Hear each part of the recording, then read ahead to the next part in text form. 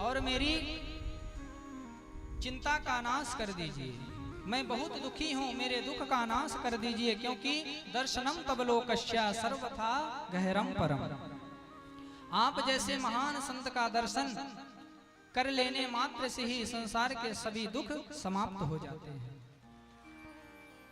नारद जी ने कहा, भैया जब उन्होंने इस प्रकार से हमें बुलाया तो हम उस देवी के पास गए और हमने जाकर के पूछा कि काशी त्वम, हे देवी आप कौन हो, और कामीवो, यह दोनों वृद्ध पुरुष कौन है, तुम्हारे क्या लगते हैं, और का इमह, यह जो देवियां आपको घेर करके खड़ी हैं यह कौन है, और तुम रोती क्यों हो, आप हमें विस्तार से बताओ। वद देवी सविस्तारम स्वस्य दुखस्य कारणम, तुम्हारे दुख का कारण क्या है, तुम हमें विस्तार से बताओ। जब मैंने उस देवी के प्रति सहानुभूति दिखाई तब उसने अपना पूरा परिचय विस्तार से दिया कि हम अहम भक्तिरिति ख्याता इमौ में तनयो मतो ज्ञान वैराग्य नामानो कालयोगे न जर्जरो। महाराज मैं भक्ति हूँ, मैं भक्ति नाम से विख्यात हूँ, और यह दोनों बूढ़े जो मेरी गोद में लेटे हैं, मेरे सामने पड़े हैं, ये मेरे बच्चे हैं। एक का नाम ज्ञान है और एक का नाम वैराग्य है। महाराज देखिए कैसी विडंबना है कि माँ तो नवयुवती पड़ी हुई है, लेकिन इनके पुत्र ज्ञान वैराग्य वृद्ध पड़े हुए हैं, जर्जर स्थिति में हैं। भक्ति महारानी कहती हैं, और ये जो देवियां पंखा झाल रही हैं मेरे सामने खड़ी हैं, ये गंगा आदि नदियां हैं। मैं अपना पूरा परिचय आपको बताऊं तो उत्पन्नम द्रविणम साह वृद्धिम कर्णाटके गता क्वचित क्वचित क्वचित क्वचिन महाराष्ट्रे गुर्जरे जीर्णतां गता। मैं दक्षिण भारत में पैदा हुई। भक्ति महारानी का जन्म कहाँ हुआ, बोले दक्षिण भारत। दक्षिण भारत में आज भी ऐसी भक्ति है, शायद ही कहीं देखने को मिलेगी। महाराज आज भी आप जाएं तो वहां भक्ति आपको एकदम नवयुवती दिखाई पड़ेगी। हम लोगों को यदि भगवान का कोई कार्य करना हो तो उसमें हम लोग संकोच करते हैं, लेकिन दक्षिण भारत में आज भी बड़ी बड़ी पालकियां निकलती हैं और वहां के व्यक्ति अपने कंधों में पालकियों को रखते हैं। रक्त बहने लगता है लेकिन कंधे से पालकी को नहीं उतारते हैं। भक्ति वहां आज भी नवयुवती है, क्योंकि उत्पन्न जन्म भक्ति का कहाँ हुआ, तो बोले दक्षिण भारत में हुआ। तो आज भी वहां भक्ति देखने को मिलती है। भक्ति महारानी कहती हैं, उत्पन्नम द्रविणम साहे वृद्धिम कर्णाटके गतः, मेरी वृद्धि कर्नाटक प्रदेश में हुई। क्वचित क्वचिन महाराष्ट्र, कहीं कहीं मैं महाराष्ट्र में भी जानी गई, लेकिन गुर्जरे जीर्णतां गतः, जब मैं गुजरात प्रदेश में गई तो मैं वृद्ध हो गई, जीर्ण हो गई। इस प्रकार से अनेक प्रदेशों में घूमती घूमती जैसे ही मैं वृंदावन पधारी तो वृंदावनम पुनः प्राप्यम नवीनैव स्वरूपणी। इस ब्रज भूमि में आते ही मैं नवयौवन हो गई, पर ना जाने मेरे दोनों पुत्र ज्ञान और वैराग्य वृद्ध हो गए। महाराज मैंने बालकों की यह स्थिति देखी और ये स्थिति देख करके मुझे ऐसा लगता है कि मैं इस स्थान को भी छोड़ करके इदम स्थानम परित्यज्य विदेशम गम्यते मया। नारद जी, मैं अपने पुत्रों की ऐसी स्थिति देख करके मुझे लगता है कि मैं इस स्थान को छोड़ करके भी कहीं विदेश चली जाऊं।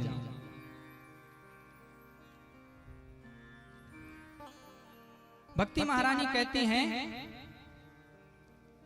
नारद जी से सारी स्थिति को एक क्षण में, नारद जी ने सारी स्थिति को एक क्षण में समझ लिया और विचार किया कि भक्ति और ज्ञान वैराग्य एक दूसरे के पूरक हैं महाराज।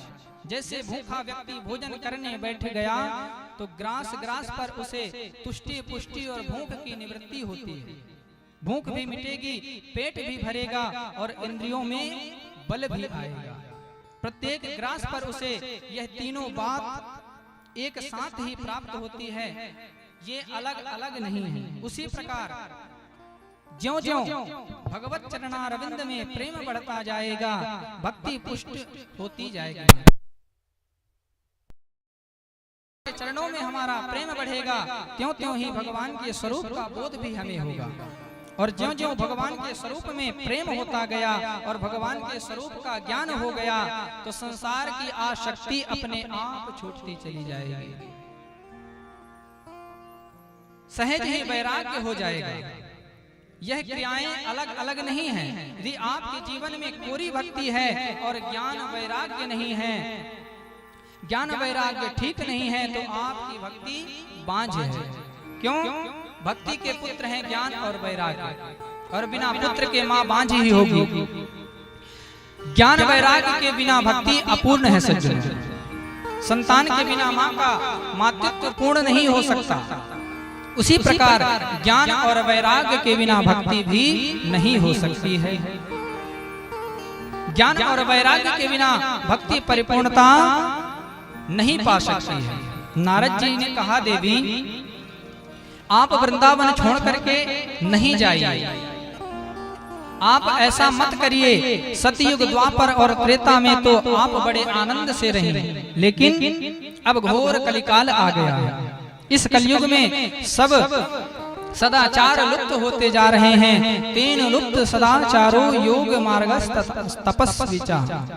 बुद्धिमान वही है जो धैर्य पूर्वक अपने नियमों का पालन करता रहे, क्योंकि अभी तक तो फिर भी बहुत कुछ मंगल दिखाई पड़ रहे हैं, लेकिन वर्षे वर्षे क्रमात् जाता मंगला नास्ति दृश्यते।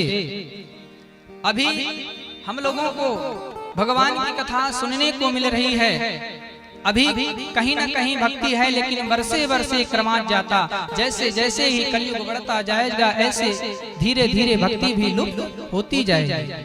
कहीं भी कथाएं सुनने को नहीं मिलेगी।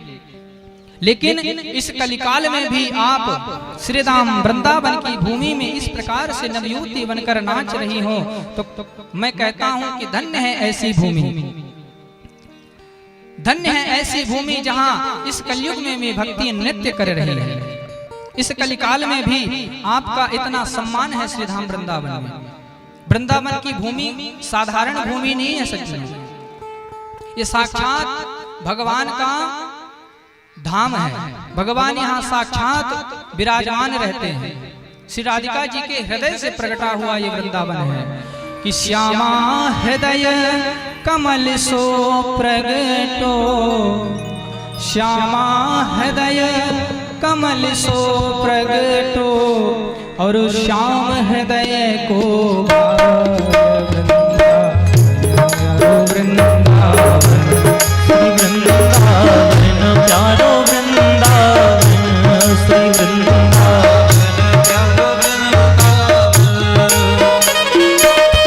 श्यामा हृदय कमल सो प्रगटो, श्यामा हृदय कमल सो प्रगटो, श्याम हृदय को भाए वृंदावन प्यारो वृंदावन, श्री वृंदावन प्यारो वृंदावन।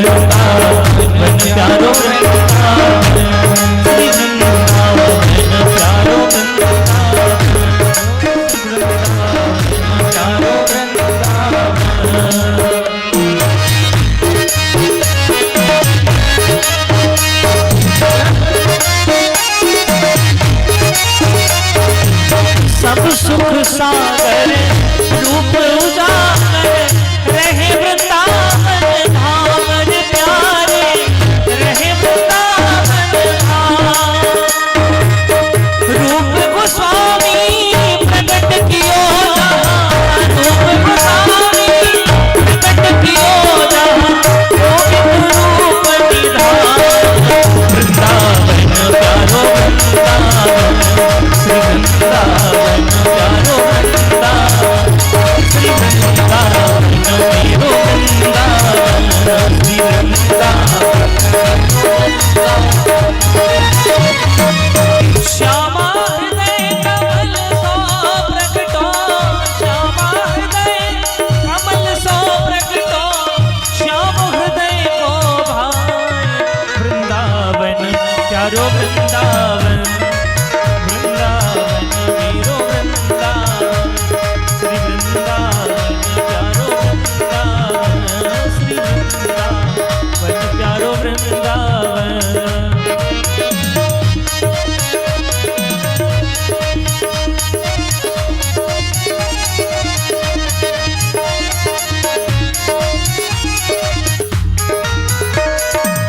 विहरत निस दिन कुंज गलिन में व्रज जन मन सुख राम प्यारे व्रज जन मन सुख राम। मदन मोहन को रूप निरख के मदन मोहन को रूप निरख के सनातन बलि बलि राम। वृंदावन मेरो वृंदावन श्री वृंदावन मेरो वृंदावन वृंदावन प्यारो वृंदावन श्री वृंदावन प्यारो वृंदावन। श्यामा हृदय कमल सो प्रकटो श्यामा हृदय कमल सो प्रकटो श्यामा हृदय कमल सो प्रकटो श्यामा हृदय कमल सो प्रकटो और श्याम हृदय को भाई। वृंदावन प्यारो वृंदावन श्री वृंदावन प्यारो वृंदावन ओ श्री वृंदावन मेरो वृंदावन श्री वृंदावन मेरो वृंदावन।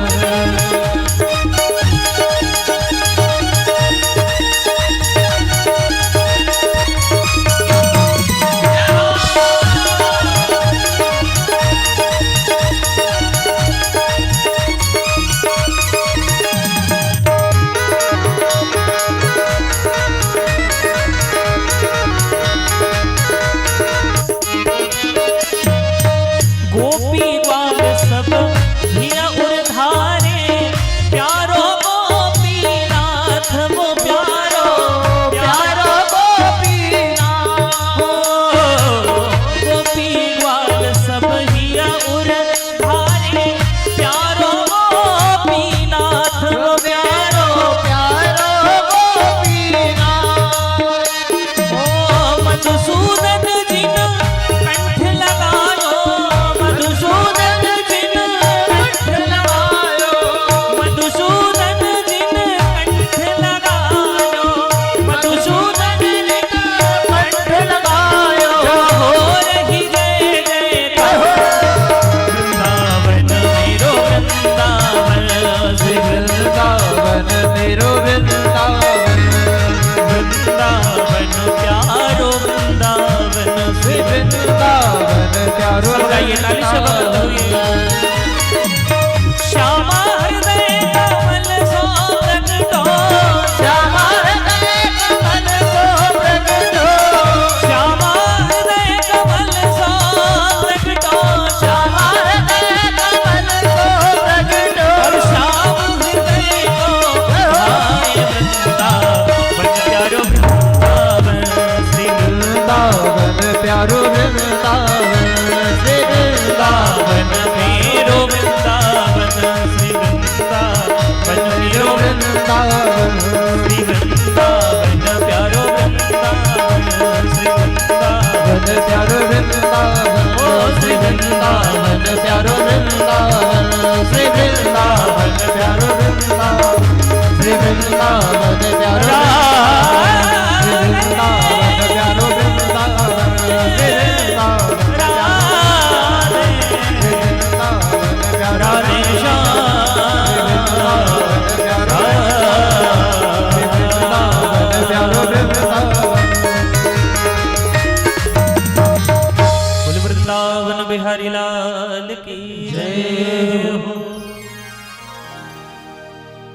वृंदावनस्य संयोगात् पुनस्त्वं तरुणी नवा धन्यं वृंदावनं तेन भक्तिर्नित्यति यत्र च। ब्रजभूमि धन्य है जहाँ पर इस कलिकाल में भी भक्ति का इस प्रकार से आदर किया जा रहा है। जहाँ आप नाच रही हैं सज्जनों, आपको बताएं वृंदावन में भक्ति नाचती है। आज भी कोई नारद जी जैसा प्रेम में डूबा संत यदि पहुंच जाए तो उसको आज भी भक्ति नाचती हुई दिखाई देगी। नारद जी कहते हैं धन्य है यह ब्रज भूमि, धन्य है यह ब्रज भूमि वृंदावन की, जहां आज भी भक्ति नृत्य करती रही है। सज्जनों, आपको बताएं कि वृंदावन भक्ति की भूमि है, काशी ज्ञान की भूमि है और अयोध्या वैराग्य की भूमि है। बड़े ध्यान से सुनिए ये बात। कोई एक रात्रि यदि श्रीधाम वृंदावन में रह जाए, एक रात्रि श्रीधाम वृंदावन में निवास कर ले तो उसके हृदय में भक्ति प्रेम प्रकट होने लग जाएगा। कोई एक रात्रि यदि काशी में रुक जाए तो उसके हृदय में ज्ञान प्रकट हो जाएगा, और कोई एक रात्रि अयोध्या में रुक जाए तो उसके हृदय में वैराग्य प्रकट हो जाएगा।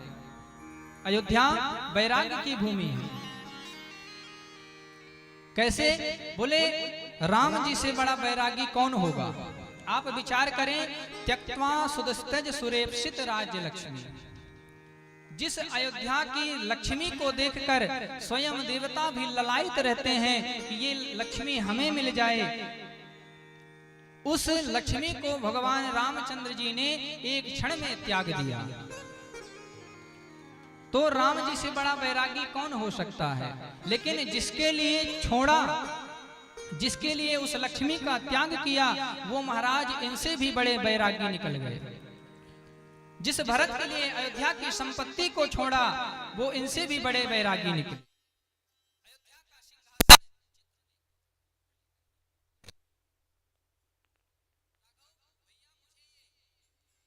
धन नहीं चाहिए, हमें तो आप चाहिए।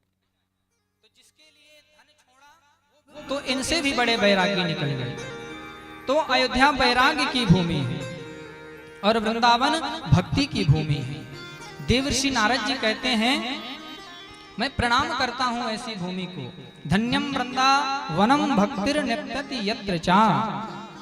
और भक्ति महारानी से कहा, सुनो देवी कि वृथा खेदयसे वाले अहो चिंता तुरा कथम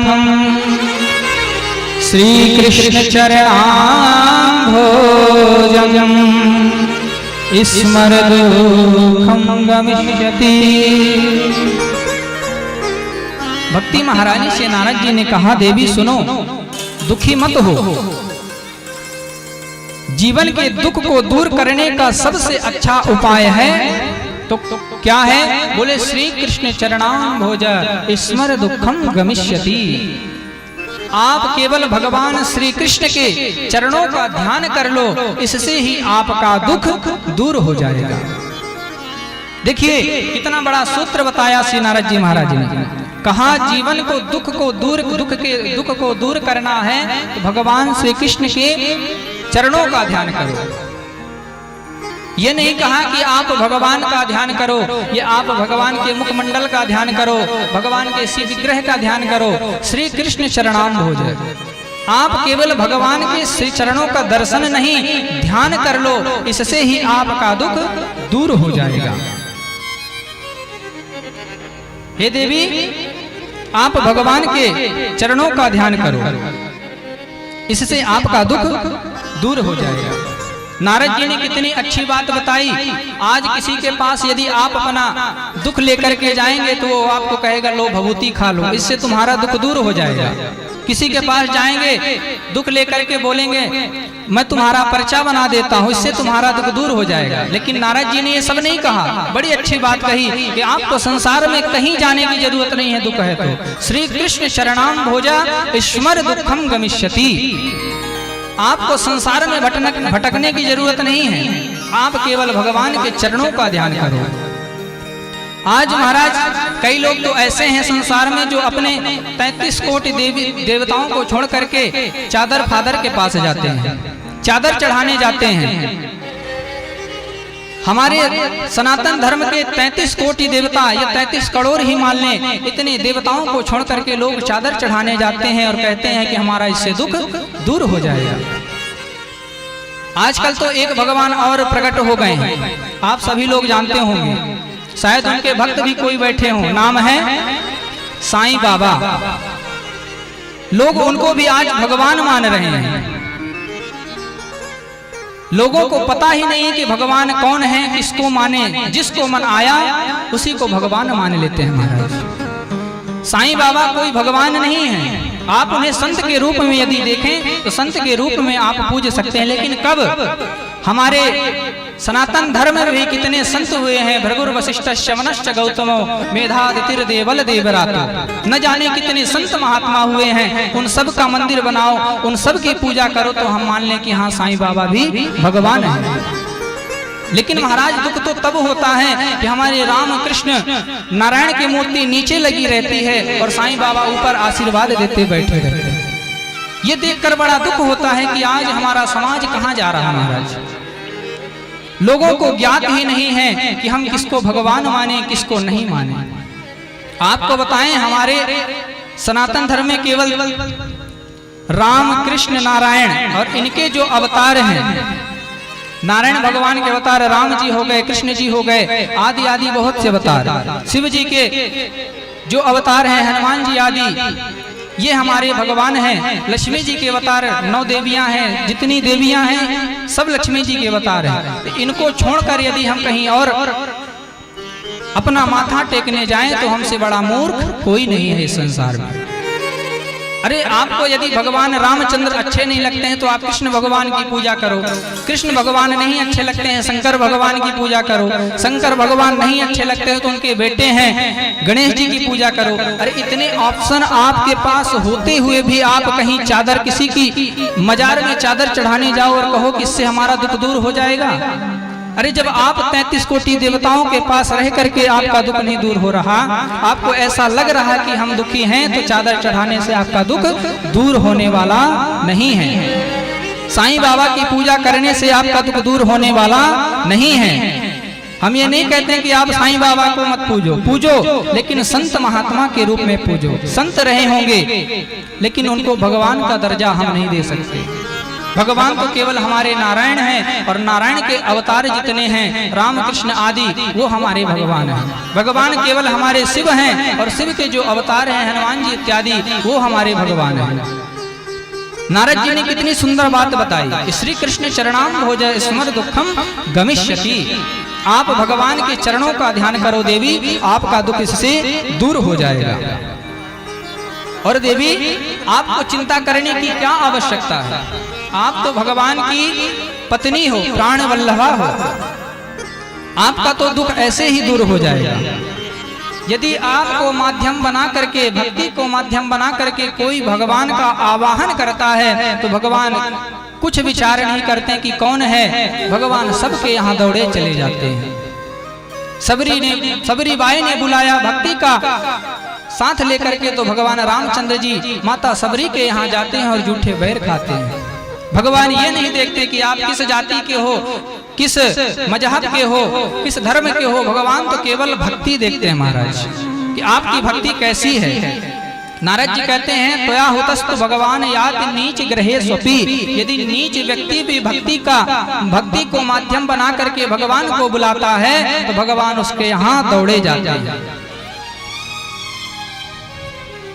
नारद जी महाराज भक्ति महारानी से कहते हैं कि आप भगवान की पत्नी हो, प्रियतमा हो, आपका दुख अवश्य दूर होगा। गजेंद्र हाथी का हृदय हो, बानर का, भालू का हृदय हो, भक्ति जहां रहती है भगवान वहां अवश्य जाते हैं महाराज।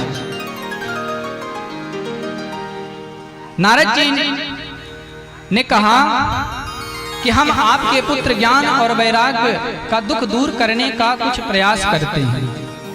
नारद जी ने कराग्रेण विमर्देन हाथ को रगड़ा, लेकिन ज्ञान वैराग्य का दुख दूर नहीं हुआ।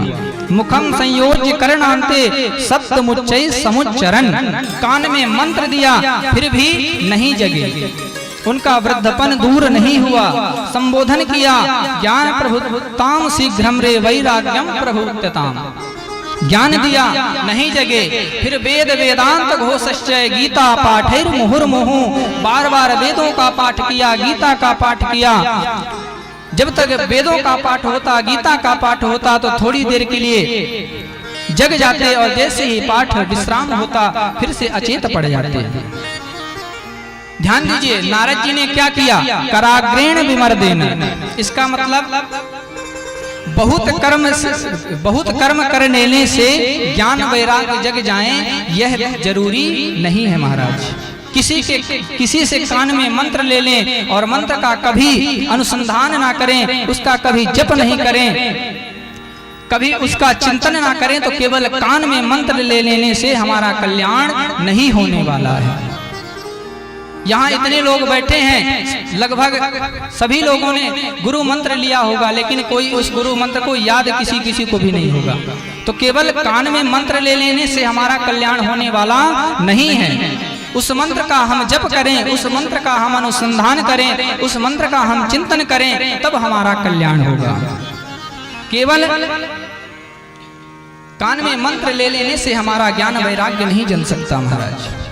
केवल शब्द सुन लेने से, वेदों का शास्त्रों का शब्द सुन लेने से हमारा कल्याण नहीं हो सकता है। कल्याण कब होगा, जब हम भगवान की कथा सुने, शास्त्रों को सुने, तो उसका हम चिंतन करें कि आज कथा में हमने ये सुना, ऐसे सुना, उसका हम चिंतन करें, तब हमारा कल्याण होगा। ये नहीं कि 3 घंटे आए बैठ करके चले गए, इससे हमारा कल्याण होने वाला नहीं है। प्रश्न उठता है कि ज्ञान वैराग्य जगे कैसे, ये महत्वपूर्ण चिंता है महाराज। नारद जी ने भगवान का ध्यान किया, उसी समय आकाशवाणी हुई कि व्योम वाणी तदैवा भूमना ऋषि खित्यतामिति। आकाशवाणी हुई कि हे नारद जी उदास मत हो, एतदर्थम तू सत्कर्मा सुरैसे तुम समाचरा, इसके लिए तुम सत्कर्म करो। नारद जी ने सोचा कि हमने वेदों का पाठ किया, शास्त्रों का पाठ किया, गीता का पाठ किया, क्या ये सत्कर्म नहीं है? अगर ये सत्कर्म नहीं है तो आखिर सत्कर्म किसे कहते हैं? उसी समय फिर से एक आकाशवाणी होती है कि तत्ते कर्म विधास्यन्ति साधवः साधुभूषणः। जो सद्गुणों के आभूषण को धारण करने वाले संत हैं, उनसे पता चलेगा कि सत्कर्म किसे कहते हैं। अब महाराज नारद जी महाराज सत्कर्म की खोज करने के लिए निकल पड़े। जो भी महात्मा मिलते उनसे ही प्रश्न करते कि हे प्रभु आप हमें बताइए कि सत्कर्म किसे कहते हैं। छोटे मोटे जो महात्मा थे महाराज वो तो भाग गए कि नारद जी जैसे संत को जब ये नहीं पता कि सत्कर्म किसे कहते हैं, तो ये हम छोटे मोटे महात्माओं को क्या पता होगा। नारद जी महाराज ब्रह्मा के पुत्र हैं, उनको नहीं पता कि सत्कर्म क्या है, तो हमें क्या पता होगा कि सत्कर्म क्या है। यदि कोई बड़ा डॉक्टर छोटे डॉक्टर से कोई दवाई पूछे तो एक बार उसको संकोच होगा कि इतना बड़ा डॉक्टर होकर के हमसे ये दवाई कैसे पूछ रहा है। ऐसे ही नारद जी महाराज महान संत हैं, उनको जब छोटे मोटे संतों को पता चला, सब जा करके गुफाओं में छुप गए, लेकिन सत्कर्म क्या है किसी ने नहीं बता पाया। कई संत तो महाराज मुकी भूस्ता तथान्यतु कियंतस्तु पलायतः, कई महात्मा तो मौनी बन गए, इस समय हमारा मौन व्रत चल रहा है। लेकिन नारद जी महाराज के प्रश्न का उत्तर देने वाला कोई नहीं है। नारद जी कोई अपने में कम संत नहीं है, महान संत है महाराज। जब कहीं से भी कोई जवाब नहीं मिला तो नारद जी महाराज सीधे बद्रीनाथ धाम की ओर चल पड़े। भगवान नर नारायण वहां नित्य निवास करते हैं, ऐसी विशालापुरी श्री बद्रीनाथ धाम।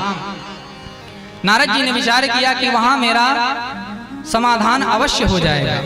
यही सोच करके नारद जी महाराज बद्रीनाथ में विचरण कर रहे थे। सनकादिक चारों भाई से वहां भेंट हो जाती है। नारद जी अपनी पूरी व्यथा कथा सुनाते हुए कहते हैं, महाराज अब आप हमें बताइए कि सत्कर्म किसे कहते हैं। आप कृपा करके हमें बतलाइए कि सत्कर्म क्या है। तब सनकादिक ऋषि कहते हैं कि नारद जी हम आपको बताएंगे कि सत्कर्म किसे कहते हैं। सत्कर्म किसे कहते हैं? तो बोले सत्कर्म सूचको नूनम ज्ञान यज्ञ स्मृतो बुधै श्रीमद्भागवतालापा स्वतुगीता सुखादिभिः। सत्कर्म का तात्पर्य होता है श्रीमद्भागवत सप्ताह ज्ञान यज्ञ।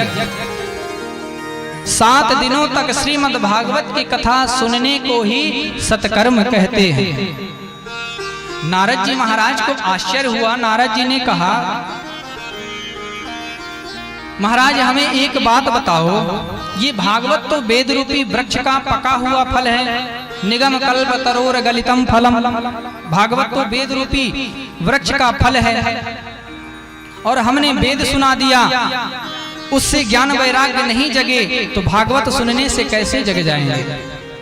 तो तब यहाँ सनकादि ऋषियों ने बड़ा सुंदर उदाहरण दिया है नारद जी महाराज को कि अमूलाग्रम रसस्तिष्ठन नास्ति न स्वाद्यते यथा सबभूयः संपृथक भूता फले विश्व मनोहरम। नारद जी ने पहला उदाहरण दिया, कई उदाहरण दिए। पहला उदाहरण क्या दिया? नारद जी महाराज को सनत कुमारों ने बोले आम का फल मीठा होता है, आम का फल मीठा होता है और कोई ये सोचे कि जिस पेड़ में आम लगे हुए हैं वो इतने मीठे हैं तो ये पेड़ कितना मीठा नहीं होगा। वो जा करके पेड़ में अपना मुख मारे तो क्या वो मिठास उसे प्राप्त होगी? नहीं होगी। यह सोचकर कोई यदि पेड़ में मुख मारता है तो उसे आम का स्वाद नहीं मिलेगा। सनकादि ऋषि कहते हैं ये सच है कि वेद रूपी पेड़ में भागवत रूपी फल है, मिठास है, परंतु जो मिठास फल में है वो मिठास पेड़ में हमें प्राप्त नहीं होगी। अर्थात जो भागवत की कथा सुन करके हमें प्राप्त हो जाएगा वो अन्य शास्त्र सुन करके, वेद सुन करके हमें प्राप्त नहीं होने वाला है। नारद जी महाराज ने दूसरा उदाहरण दिया कि यथा दुग्धे स्थितं सर्पिर्न स्वादयो कल्पते पृथक भूतम ही तदगम्यम देवानां रसवर्धनम। नारद जी महाराज कहते हैं कि व्यक्ति घर में दीपक जलाते हैं, आप लोग भी घर में दीपक जलाते होंगे घी का, और यदि घी खत्म हो जाए और कोई ज्ञानी व्यक्ति आकर के कहे कि दूध से ही तो घी बनता है महाराज, घी नहीं है दूध ही डाल दीजिए, तो क्या दूध डाल देने से दीपक जल जाएगा? नहीं जलेगा। दूध से दही बनेगा, दही से मक्खन बनेगा, उसके बाद घी निकलेगा, तब जाकर के दीपक जलेगा। और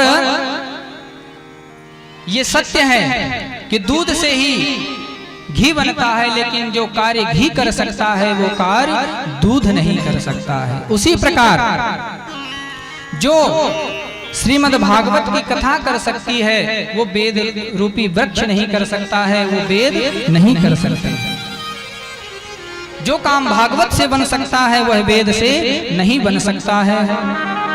तीसरा उदाहरण दिया कि इच्छूणामपि मध्यंतम शर्करा व्याप्त तिष्ठति पृथक भूता च सामिष्ठा तथा भागवती कथा।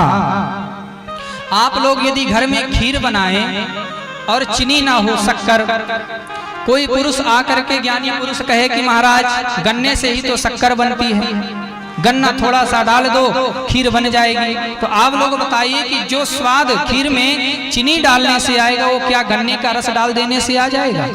नहीं आएगा।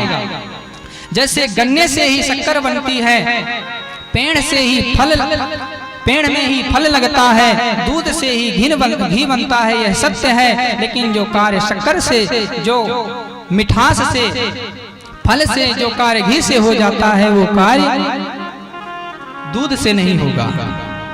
जो कार्य फल से होगा वो कार्य पेड़ से नहीं होगा, जो कार्य शक्कर से होगा वो कार्य गन्ने के पेड़ से नहीं हो सकता है।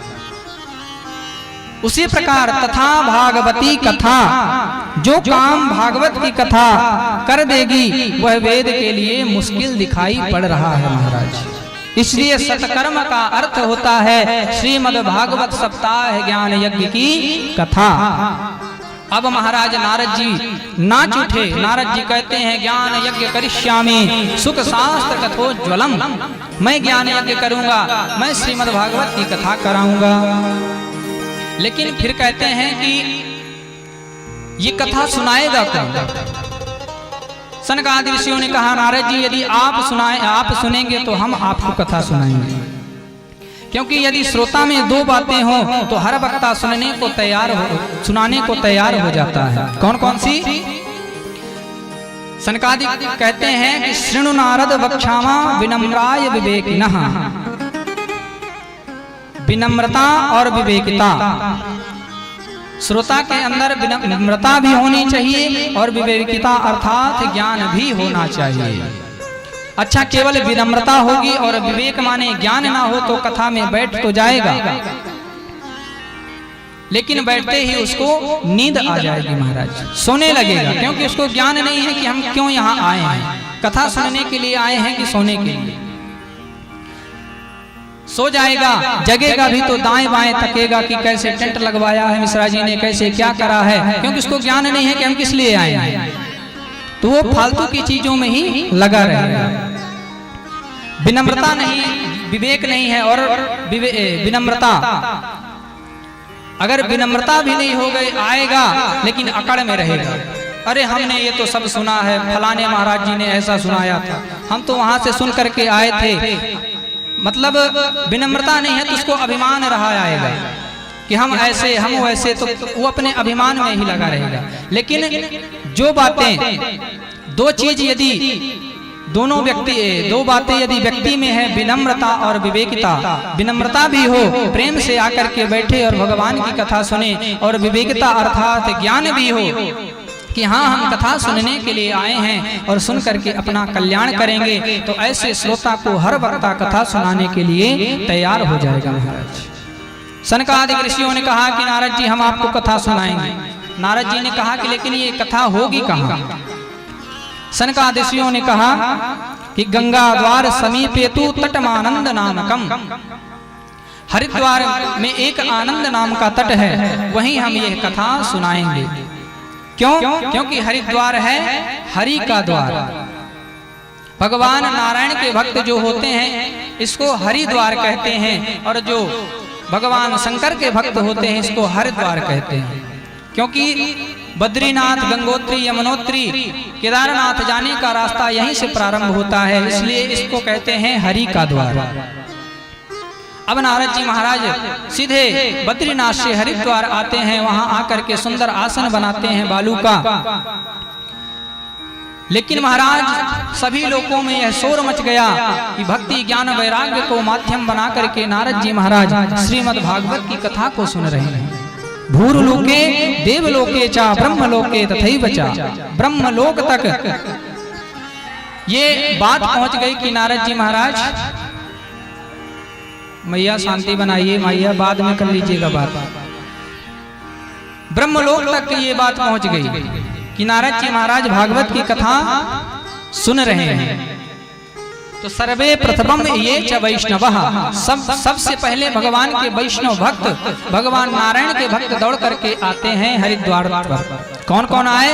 तो बोले भृगुर वशिष्ठ शवनाश गौतमो मेधातिथिर्देवल देवरातो रामस्तथा गादिसुताश्च साकलो मृकण्डो पुत्रात्रिजपीपलादः भृगु वशिष्ठ शौवन गौतम मेधातिथिर्देवल देवरात विश्वामित्र सकल सब आए भगवान की कथा सुनने के लिए। इधर संसारी लोग भी अपना संसार का कार्य छोड़ करके सीधे हरिद्वार पर पहुंच गए।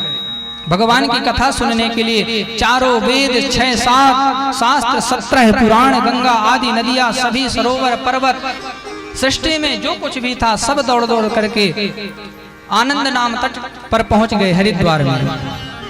एक और संतों की मंडली, एक और गृहस्थों की मंडली। कई लोग तो महाराज अपने अभिमान के कारण नहीं आ रहे थे, उनको भृगु जी महाराज जबरदस्ती पकड़ पकड़ के ला रहे थे, क्योंकि उनका मानना है यदि हमारे माध्यम से कोई कथा सुनने के लिए जाता है तो उसका 10% जो पुण्य होता है वो हमें प्राप्त हो जाता है। तो यदि आप लोगों को भी 10% का पुण्य लेना है तो कल से जबरदस्ती अपने पड़ोसियों को पकड़ पकड़ के लाइएगा। भले वो कह दें अरे हमको बुलौआ नहीं आया, हमको निमंत्रण नहीं, अरे भागवत की कथा, भगवान की कथा जहाँ हो वहाँ निमंत्रण बुलौआ की आवश्यकता नहीं पड़ती है। क्यों?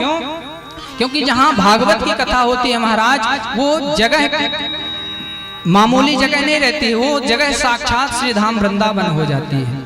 अब आप लोग बताइए यदि आपको वृंदावन जाना हो तो क्या आपको जब बिहारी जी कार्ड छपा के देंगे तब जाएंगे? नहीं जाएंगे ना। उसी प्रकार ये भूमि आज से 7 दिन तक वृंदावन की भूमि है, तो आप लोग ऐसा विचार कभी ना करें कि हमें निमंत्रण नहीं मिला। यहाँ नहीं कहीं भी यदि भगवान की कथा होती है तो हमें दौड़ करके जाना चाहिए।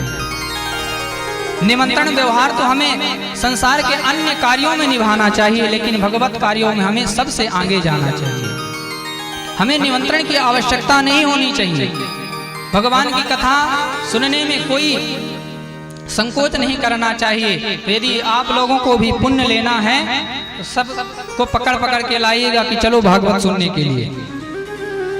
भृगु जी महाराज सबको पकड़ पकड़ के लाते हैं। सभी संत विराजमान हैं और सनकादिक ऋषि महाराज भगवान की कथा, भागवत की कथा को सुना रहे हैं। सनकादिक ऋषियों ने भागवत की अन्य कथाओं को सुनाते हुए अंत में कहा कि हे नारद जी, सदा सेभ्यः सदा सेव्या श्रीमद्भागवती कथा यस्याः श्रवणमात्रेण हरिश्चित्तं समाश्रये। सनकादिक ऋषि कहते हैं भगवान की कथा, श्रीमद् भागवत की कथा सदा सेव्यः सदैव श्रवण करने योग्य है। इसके श्रवण मात्र से चित्त में हरि आकर के हरिश्चित्तम समाश्रयेत, हरि चित्त में आकर के चिपक जाते हैं महाराज। भगवान श्री कृष्ण हमारे चित्त में आकर के चिपक जाते हैं। पुरुषोक्त गायत्री आदि के जब से जो सुकृत हमें प्राप्त होता है वह भागवत के एक एक श्लोके श्लोके पाठ, श्लोक श्लोक के अक्षर अक्षर से हमें प्राप्त हो जाता है। हम लाखों गायत्री जप कर लें और श्रीमद् भागवत का एक श्लोक का पाठ कर लें तो उतना ही फल हमें प्राप्त हो जाता है। ऐसा श्री सनकादिक ऋषि नारद जी से कहते हैं। और मानव तन पा करके जिसने इस लाभ को प्राप्त नहीं किया वह चंडाल के समान है, गधे के समान है, श्वास लेता हुआ मुर्दे के समान है। और मिथ्या स्वजननी जन दुख भाजन। जिसने मनुष्य का शरीर पाकर के भगवान की कथा को नहीं सुना तो वो केवल माँ के प्रसव को, पीड़ा को बढ़ाने के लिए संसार में आया है। जब सनकादिक ऋषियों ने ऐसा कहा, नारद जी महाराज ने कहा कि हे महाराज आप ऐसा बुरा भला क्यों कह रहे हो? सनकादिक ऋषियों ने कहा नारद जी ये हम नहीं कह रहे हैं, एवं वदन्ति देव समाज मुख्यः, ये आकाश में खड़े देवता लोग कह रहे हैं कि देखो इन मनुष्यों को ये भगवान की कथा इतनी सुलभ है फिर भी ये भगवान की कथा नहीं सुन रहे हैं। और हम लोगों को भगवान की कथा सुनने को प्राप्त नहीं होती है तो हम लोग भगवान की कथा सुनने के लिए ललायित रहते हैं। भगवान की सुंदर कथा प्रवाहित हो रही है लेकिन ये मनुष्य भगवान की कथा नहीं सुन रहा है। ऐसा बुरा देख करके भला बुरा भगवान देवता लोग कहते हैं मनुष्यों को। देवता लोग कहते हैं कि हम लोग अमृत का कलश लेकर के गए लेकिन भगा दिए गए, और मनुष्यों को तो ऐसे ही सुलभ है भागवत की कथा, फिर भी ये भगवान की कथा नहीं सुनते हैं। तो इनसे बड़ा दुर्भाग्य कौन होगा महाराज। सनकादिक चारों भाई भागवत की महिमा सुना करके मुक्त कंठ से गा ही रहे थे। उसी क्षण एक दिव्य अलौकिक नाम संकीर्तन की ध्वनि सुनाई पड़ी। सबने क्या देखा कि भक्ति सुतौ तौ तरणो गृहीत्वा प्रेमैक रूपा सहसा विरासी श्री कृष्ण गोविंद हरे मुरारी नाथेति नामानि मुहुर्वदन्ते। भक्ति महारानी अपने पुत्र ज्ञान और वैराग्य के साथ प्रकट हो जाती हैं और झूम झूम करके भगवान का नाम संकीर्तन गा करके नाचने लगती हैं। आइए हम लोग भी 2 मिनट भगवान का नाम संकीर्तन लेते हैं और भक्ति महारानी के साथ अपने मन को लगाते हैं। भक्ति ही सुतौ तौ तरुणौ गृहीत्वा प्रेमैक रूपा सहसा विराशी। भक्ति ही सुतौ तौ तरुणौ गृहीत्वा प्रेमैक रूपा सहसा विराशी श्री कृष्ण गोविंद हरे मुरारे नाथेति नामानि मुहुर्वदन्ति। श्री कृष्ण गोविंद हरे मुरारे नाथेति नामानि मुहुर्वदन्ति। श्री कृष्ण गोविंद हरे मुरारी हे नाथ नारायण वासुदेवा। श्री कृष्ण गोविंद हरे मुरारी हे नाथ नारायण वासुदेवा। श्री कृष्ण गोविंद हरे मुरारी नाथ नारायण वासुदेवा। श्री कृष्ण गोविंद सब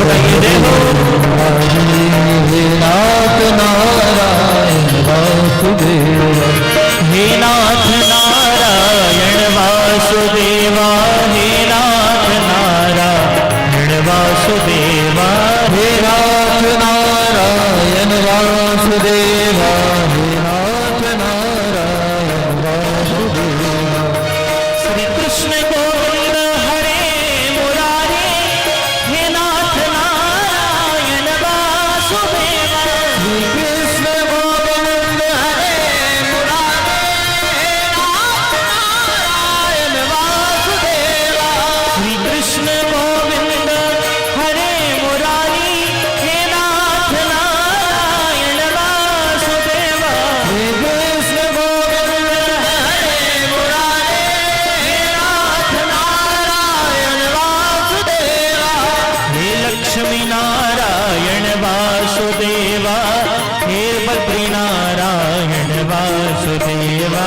हे लक्ष्मी नारायण वासुदेवा हे बद्रीनाथ वासुदेवा। हे लक्ष्मी नारायण वासुदेवा हे बद्री नारायण वासुदेवा। हे लक्ष्मी नारायण वासुदेवा हे बद्री नारायण। श्री कृष्ण गोविंद हरे मुरारी हे नाथ नारायण वासुदेवा। श्री कृष्ण गोविंद हरे मुरारी हे नाथ नारायण वासुदेवा। श्री कृष्ण गोविंद हरे मुरारी हे नाथ नारायण वासुदेवा। हे कृष्ण गोविंद हरे मुरारी हे नाथ नारायण वासुदेवा। राधे कृष्ण कृष्ण कृष्ण राधे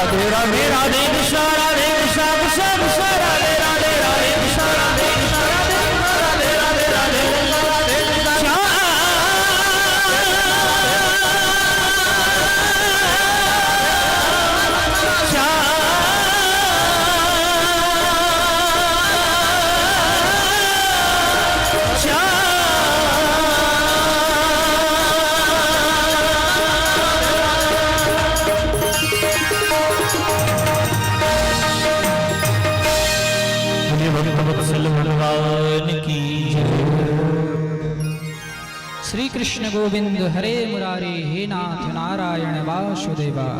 ऐसा कीर्तन करती हुई भक्ति महारानी अपने पुत्र ज्ञान और वैराग्य के साथ प्रकट हो जाती हैं और नित्य करने लगती हैं।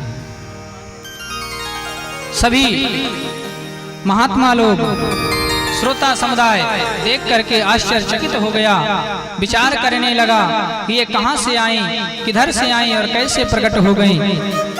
पता नहीं चला कि कैसे प्रकट हुई हैं।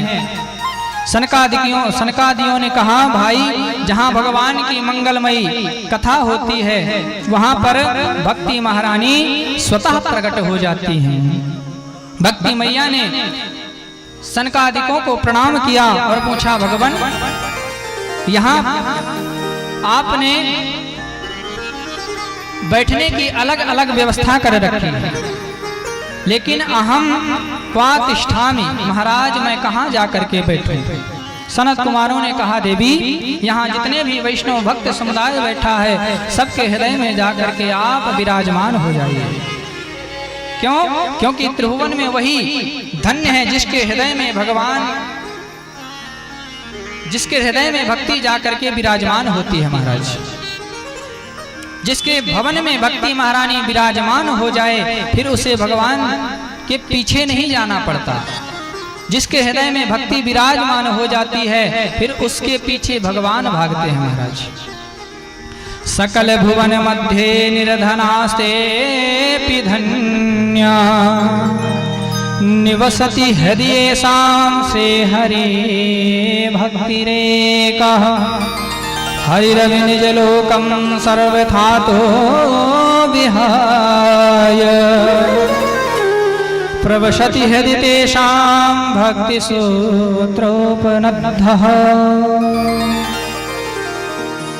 त्रिभुवन में वही धन्य है जिसके हृदय में भक्ति महारानी विराजमान है। महाराज क्योंकि भगवान जिस भवन में भक्ति को देखते हैं फिर अपना वैकुंठ त्याग करके उस भक्त के हृदय में भगवान जबरदस्ती घुस जाते हैं। फिर यदि भक्त भगवान को निकालना भी चाहे तो भगवान वहां से जाने वाले नहीं होते। श्री सूत जी कहते हैं, ऋषियों अब नारद जी सनकादिकों से कहा कि महाराज हमने प्रत्यक्ष देख लिया कि श्रीमद् भागवत की कथा श्रवण करके ज्ञान वैराग्य भक्ति का दुख दूर हो गया, परंतु अब यह प्रश्न मैं करना चाहता हूं कि श्रीमद् भागवत की कथा को सुन करके केवल भक्ति और ज्ञान वैराग्य ही करते हैं अथवा पापियों के पाप को भी प्रक्षालन भागवत की कथा कर सकती है।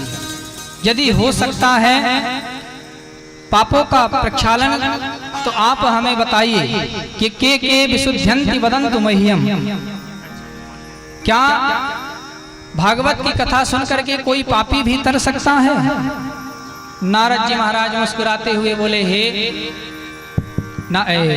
सनकादिकों ने कहा कि हे नारद जी पापी तो छोड़ो, यदि जीवन में कोई व्यक्ति घोर पाप कर रहा हो,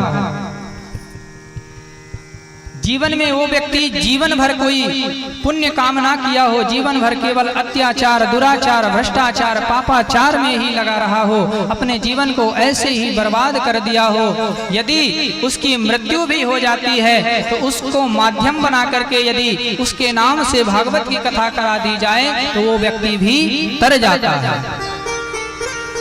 वो व्यक्ति भी भगवान के धाम को चला जाता है। ये मानवः पाप कृतस्तु सर्वदा सदा दुराचार रता विमार्गगाः क्रोधाग्निदग्धा कुटिलाश्चिकामिनः सप्ताह यज्ञेन कलौ पुनन्ति। मरने के बाद भी यदि उस व्यक्ति को भागवत सुना दी जाए तो वो भागवत सुन करके तर जाता है। नारद जी महाराज बोले, वाह महाराज गजब कर दिया आपने, जीते जी की बात छोड़ दो, मरने के बाद भी सुनकर के तर जाता है, ऐसा संभव है क्या? कोई तरा है? यदि तरा है तो आप हमें बताइए कि कौन मरने के बाद भागवत की कथा सुन करके तरा है। तब नारद जी महाराज ने कहा कि हाँ, एक कथा मुझे याद आ रही है। अत्र ते कीर्तयिष्यामा इतिहासं पुरातनम यस्याः श्रवण मात्रेण पाप हानि प्रजायते। इस कथा को सुन करके इस कथा को सुनने मात्र से ही व्यक्ति के जीवन से पाप नष्ट हो जाते हैं। श्री नारद जी महाराज ने यहाँ धुंधकारी की कथा को सुनाया है। धुंधकारी की कथा सुनाते हुए श्री नारद जी महाराज कहते हैं कि एक ब्राह्मण देवता थे। महाराज सूर्य के समान चमकने वाले थे। इनके यहाँ सब कुछ था, लेकिन कमी थी तो केवल इनके यहाँ एक पुत्र नहीं था। पत्नी थी, नाम था श्रीमती धुंधुली देवी। धुंधली का अर्थ होता है सज्जनों अंधकार। तो ब्राह्मण देवता के यहाँ सब कुछ था, लेकिन पुत्र नहीं था। लोग ताने मारते थे कि बिना पुत्र के जीवन ही कैसा। लोगों के ताने को सुन सुन करके आत्मदेव ब्राह्मण एक दिन बहुत उदास हो जाते हैं कि हमारे यहाँ पुत्र नहीं है, इसलिए हमको लोग ताना मारते हैं। और हम आप लोगों को बताएं, यदि इस संसार में किसी के यहाँ पुत्र ना होना तो लोग ऐसा ताना मारते हैं, व्यक्ति ऐसा ताना मारते हैं कि समझो कि प्राण ही निकल जाए। दूसरे की तो छोड़ो, घर के ही व्यक्ति यदि किसी स्त्री को पुत्र ना हो तो घर के सास जेठानी ही ऐसा ताना मार देंगी, देवरानी ही, कि सुनने वाले का समझो प्राण ही निकल जाए। लेकिन हम कहेंगे यदि आपके यहाँ पुत्र नहीं है, पुत्री नहीं है, तो चिंता करने की आवश्यकता नहीं है। जिसके कोई नहीं है उसके मेरे गोविंद हैं। आप उनको ही अपना पुत्र मान लीजिए, उससे ही आपका कल्याण हो जाएगा। आत्मदेव जी महाराज उदास हो गए और आज विचार कर लिया कि आज हम जाकर के जंगल में अपने प्राणों का अंत कर देंगे। जंगल में जाकर के सिर पटक पटक करके रो रहे थे। वहीं से एक ब्राह्मण देवता जा रहे थे, संत जा रहे थे, देखा कि कोई रो रहा है। जाकर के देखा कि ये तो ब्राह्मण हैं। पूछने लगे कि कथम रोदसी विप्र त्वं काते चिंतावलीयसी वदत्वं संवत्सरं मह्यं स्वस्य दुःखस्य कारणम्।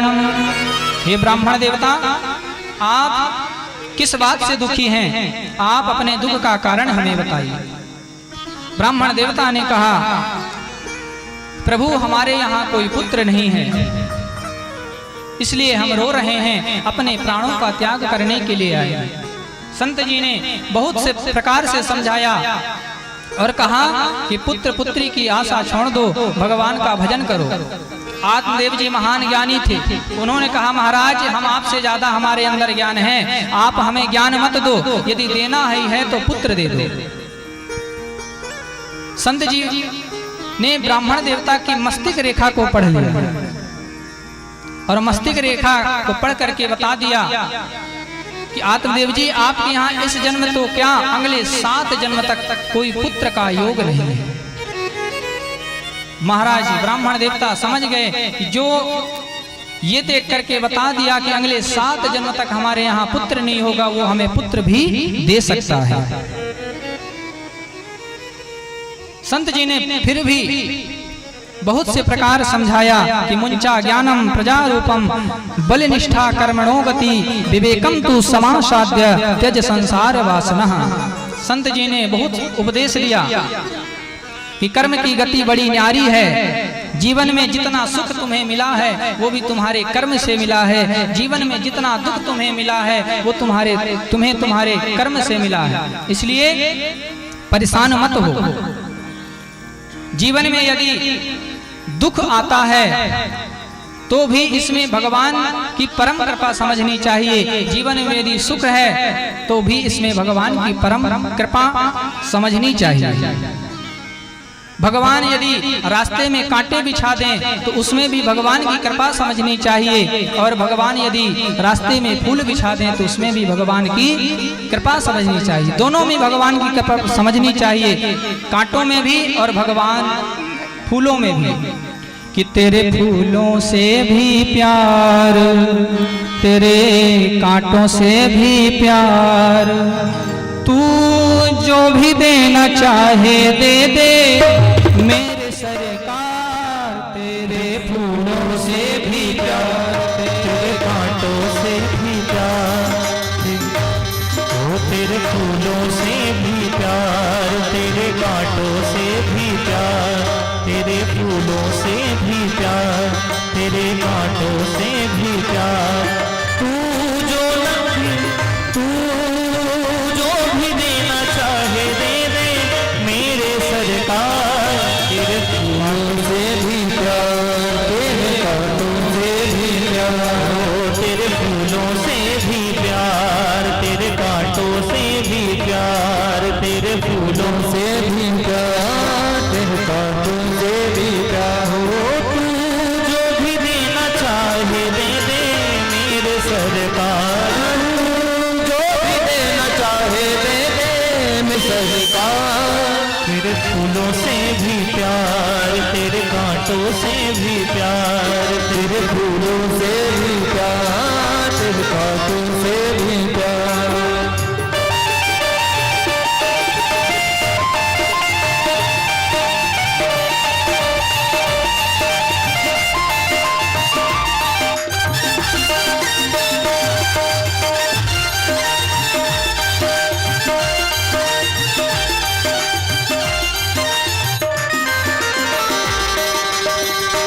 चाहे सुख दे या दुख दे, चाहे खुशियाँ गम, चाहे सुख दे या दुख दे, खुशियाँ गम, चाहे सुख दे या गम दे, चाहे खुशियाँ या गम, चाहे सुख या दुख दे, खुशियाँ या गम।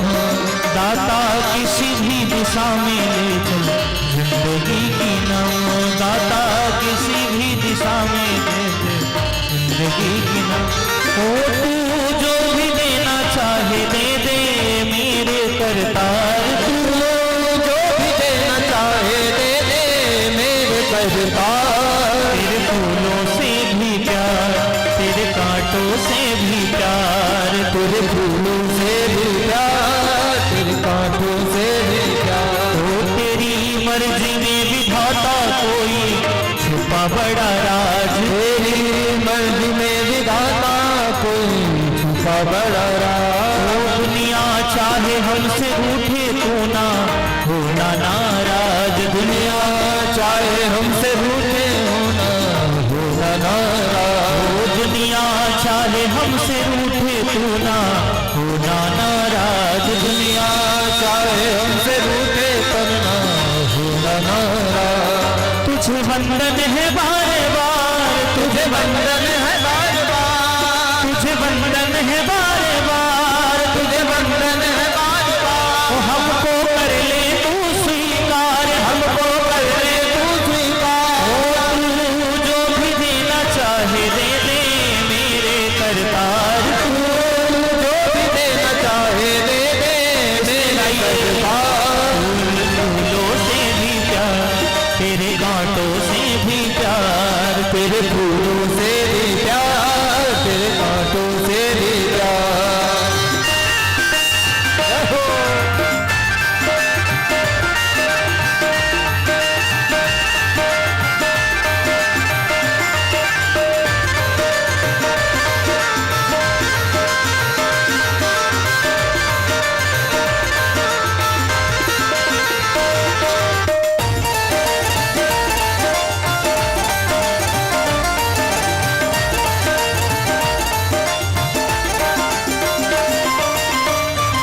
हमको दोनों है पसंद तेरी धूप और छाँव, हमको दोनों है पसंद तेरी धूप और छाँव। हमको दोनों है पसंद तेरी धूप और छाँव, हमको दोनों है पसंद तेरी धूप और छाँव। दाता किसी भी दिशा में ले चल जिंदगी की नाव, दाता किसी भी दिशा में ले चल जिंदगी की नाव। चाहे हमें लगा दे पार, चाहे हमें लगा दे पार, चाहे हमें लगा दे पार, चाहे हमें लगा दे पार। या डुबा दे मझधार, या डुबा दे मझधार। तू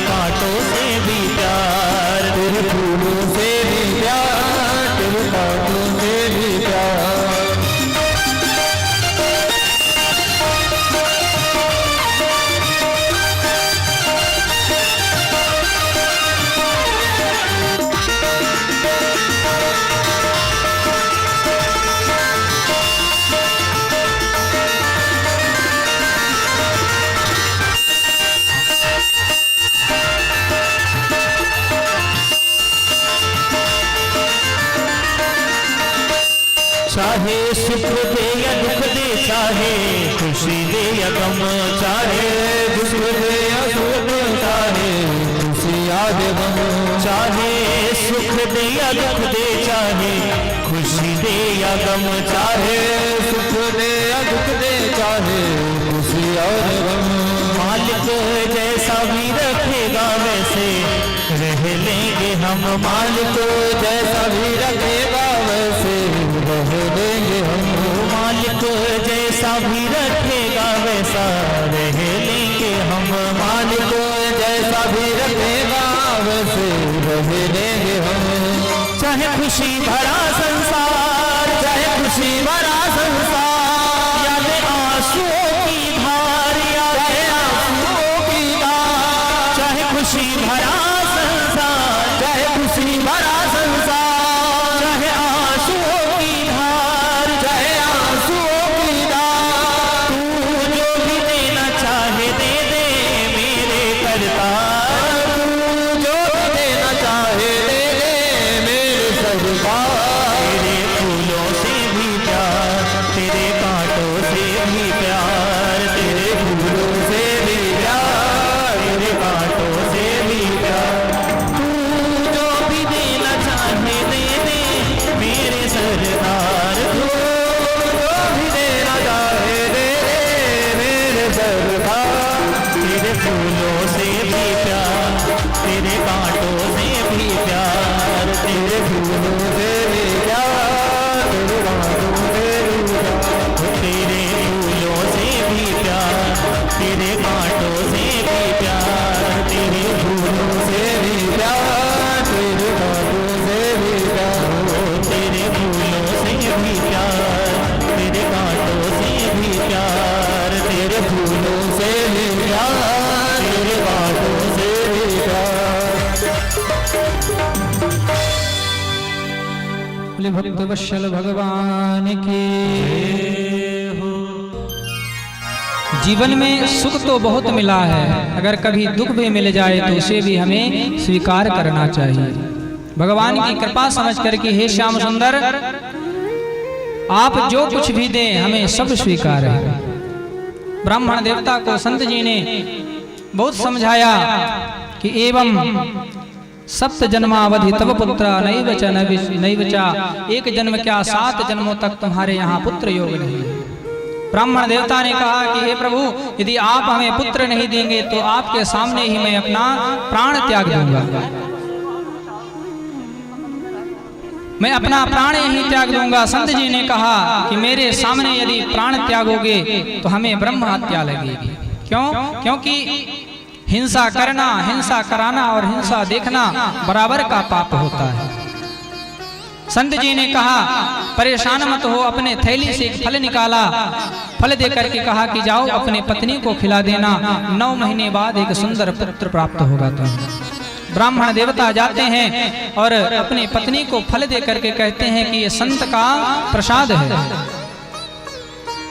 संत का प्रसाद है, इसे आप खा लो, इससे हमारे यहाँ संतान हो जाएगा। धुंधली ने कहा ठीक है महाराज। फल दे करके ब्राह्मण देवता चले जाते हैं। अब धुंधली मन ही मन विचार करने लगती हैं कि भला फल खाने से भी कहीं पुत्र होता है क्या, और यदि मान लो संत का फल है पुत्र हो भी गया तो हमने सुना है कि जब स्त्री गर्भवती होती है तो उसे बड़ा कष्ट होता है। अनेक प्रकार के मन ही मन कुतर्क करने लगी कि मान लो यदि मैं गर्भवती हो गई, गांव में आग लग गई, डाकुओं ने अपना डाका डालना चालू कर दिया तो सब स्त्री तो भाग जाएंगी, सब भाग जाएंगी और मैं गर्भवती स्त्री कैसे भाग पाऊंगी। और यदि सुखदेव जी जैसा 12 वर्ष तक गर्भ में रह जाएगा तो सुकुमारी कथम सहे, मैं तो सुकुमारी हूँ, ऐसा कष्ट कैसे सह पाऊंगी। अनेक प्रकार के कुतर्क किए, इतने में ही उसकी बहन आ गई। बहन से सारा वृत्तांत बताया कि इन्होंने कहीं से ये फल लाया और कहा है कि संत का प्रसाद है, इसके खाने से हमें पुत्र प्राप्त होगा। अब बता बहन भला कभी फल खाने से पुत्र होगा? बहन ने कहा हाँ बहन नहीं होगा। अच्छा एक काम कर, तेरे यहाँ पुत्र नहीं है और मेरे यहाँ भगवान की कृपा से 9 पुत्र हैं और 10वां आने वाला है। एक काम कर, तेरे यहाँ गाय है, गाय भी बांझ है, गाय को भी कोई बछड़ा नहीं होता है, तो संत की परीक्षा के लिए ये फल तू बछड़े गाय को खिला दे, संत की परीक्षा भी हो जाएगी।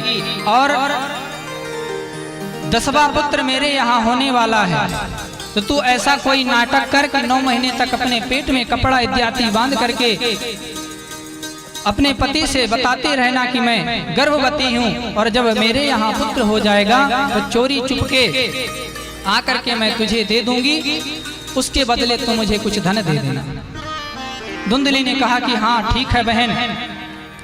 समय की गति आगे बढ़ती गई, बहन के यहाँ पुत्र होता है, चोरी से आकर के धुंधली को दे दिया।